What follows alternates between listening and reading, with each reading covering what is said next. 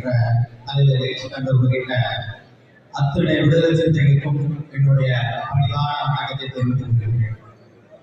அன்பார்ந்த தோழர்களே, நம்ம எல்லாம் தலைவர் செய்த மகத்தான தலைவர் புரட்சியாளர் அம்பேத்கர் அவருடைய கொள்கை கோட்பாட்டை ஏற்றுக்கொண்டு தமிழ்நாட்டில் பிறந்த மாபெரும் புரட்சியாளர் தியாக தலைவர் அணின் எழுச்சி தலைவர் திருமாவளவன் அவர்கள் இந்தியா முழுமையில் இருக்கக்கூடிய ஒடுக்கப்பட்ட மக்களுக்கும் பட்டியல் சமூக மக்களுக்கும் பெண்களுக்கும் அவருடைய உரிமைகளை மீட்டெடுப்பதற்காக நாடாளுமன்றத்தில் தினந்தோறும் அவர் பேசி வருகிறார். தினந்தோறும் புது புது சட்டங்கள் நாடாளுமன்றத்தில் இயற்றப்பட்டு வருகின்றது. இந்தியா முழுவதும் பல்வேறு மொழி பேசக்கூடிய மக்கள் இருக்கின்றார்கள், பல்வேறு கலாச்சாரம் பண்பாட்டை பின்பற்றக்கூடிய மக்கள் இருக்கின்றார்கள், பல்வேறு சமூகத்தை சார்ந்த மக்கள் இருக்கின்றார்கள், பல்வேறு மதங்களை பின்பற்றக்கூடிய மக்கள் இருக்கின்றார்கள், பல்வேறு சாதியை கொண்ட மக்கள் சாதியால் பிளவுபட்டிருக்கிறார்கள்.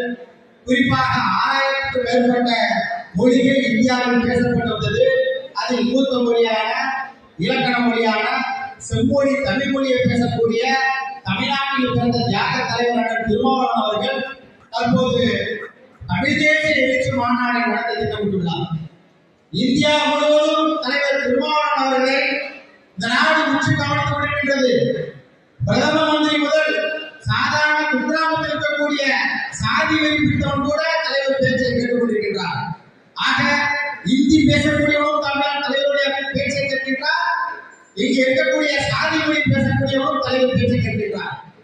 இந்தி பேசக்கூடியவனுக்கு தலைவர் அவர்கள் ஒரு மொழி வெறி பிடிச்சவர், தமிழ் மொழி மீது வெறி பிடிச்சவர் என்று ஒரு பட்டம்.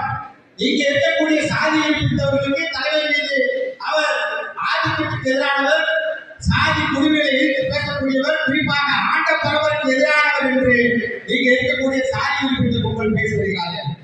இப்படி ஒரு பக்கம் மொழியால் தலைவர் ஒதுக்கப்படுகிறார், மறுபக்கம் சொந்த மாவட்டத்தில் சாதியால் தலைவர் விளக்கப்படுகிறார்.